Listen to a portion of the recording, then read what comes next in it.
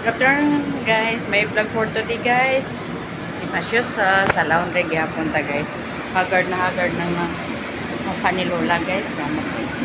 Grabe yung busy namin guys. Ayan guys.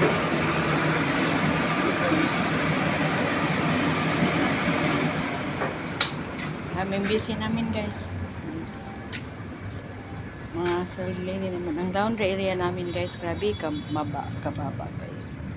Ayan guys. Grabe ka, hindi mataas.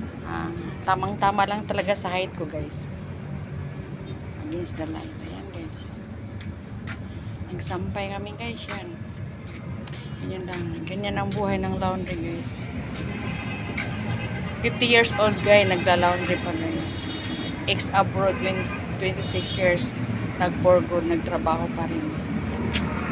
Ito yung trabaho namin, guys. Ayan. Araw-araw. Simpleng vlog lang to guys for sana may manunod. Ayan. Nandito kami guys sa Cebu City guys. Dito po sa taas. Ayan guys. Simpleng lang beg guys. Sana supportahan nyo yung mga video ko guys for dagdag income guys. Pagod na si Lola guys magtrabaho pero no choice guys.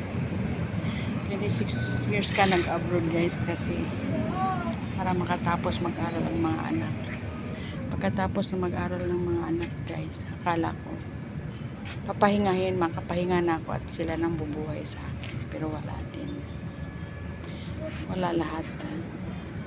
Ang anak kong isa nasa abroad. Pero expected ko magpadala sa akin monthly. Siyempre, single mother ako. Ako nabubuhay sa kalamulat mula pa. Walang amang tumulong pero wala. Lahat ng ano ko, wala. Bigo pala ako. Pero sige lang, okay lang. Laban lang sa buhay. Laban lang ako sa buhay guys. Pasalamat ako guys. May kumuha pa rin kahit paano sa akin at trabaho. Kahit laundry. Malakas pa din naman ako. Salamat din ako guys, may is ako at after mag 60 years old ako may pension ako. Hindi ako masyadong kawawa naman guys. Nakakaiyak. Medyo may pagka maalaala ang story ko guys, mahabang story. Ayan guys. Ang laundry area ko guys. Ayan. Guys, thank you for watching guys. Bye-bye. Please support my short video guys. Haggard si Lola. Thank you. Ingat ang lahat.